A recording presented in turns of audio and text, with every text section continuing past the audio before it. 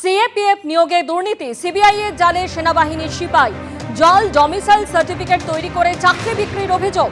কাকিনাড়ায় সেনাবাহিনীর ইঞ্জিনিয়ারিং বিভাগে কর্মরত অভিযুক্ত ধৃত মহেশ চৌধুরীর অ্যাকাউন্টে 1.5 কোটি টাকার হদিশ সিবিআই সূত্রে খবর।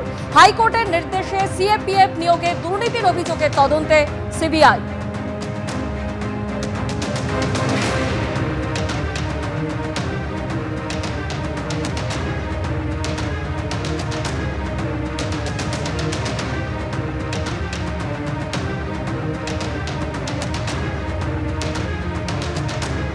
অভিষেক বন্দ্যোপাধ্যায়ের নাম করে তোলাবাজির অভিযোগে ধৃতদের সঙ্গে যোগসূত্র। শেক্সপিয়ার সরণি থানায় হাজিরা বিজেপি বিধায়ককে জিজ্ঞাসাবাদ। কোচবিহার দক্ষিণের বিজেপি বিধায়ক নিখিল রঞ্জন ডেকে জিজ্ঞাসাবাদ।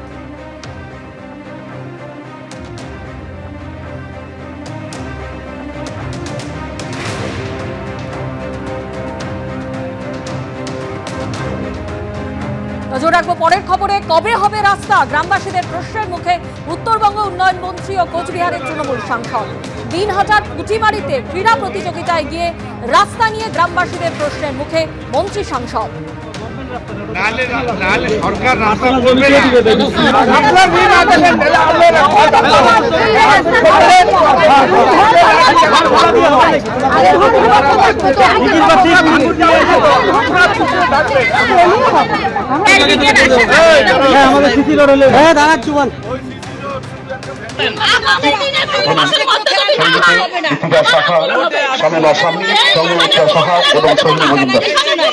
কি হয়েছে, কি বিষয়ে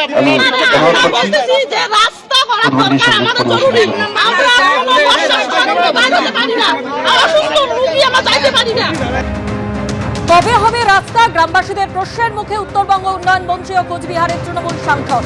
দিনহাটার পুঁটিমারিতে ক্রীড়া প্রতিযোগিতায় গিয়ে রাস্তা নিয়ে গ্রামবাসীদের প্রশ্নের মুখে মন্ত্রী সাংসদ।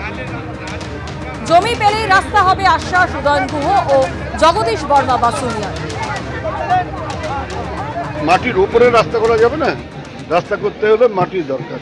তো এখানে যেসব আমি আসার সময় দেখলাম যেভাবে বাড়িঘর হয়েছে, একেবারে হয়তো তাদের জায়গাও হতে পারে, আবার রাস্তার জায়গাও হতে পারে। ওইখানে 1 ইঞ্চি জায়গা নিতে গেলে সমস্যা তৈরি হবে। এরা আগে জায়গা মেপে ঠিক করে দিক যে হ্যাঁ এই জায়গা আমরা দেবো, আমরা সেইভাবে রাস্তা করবো।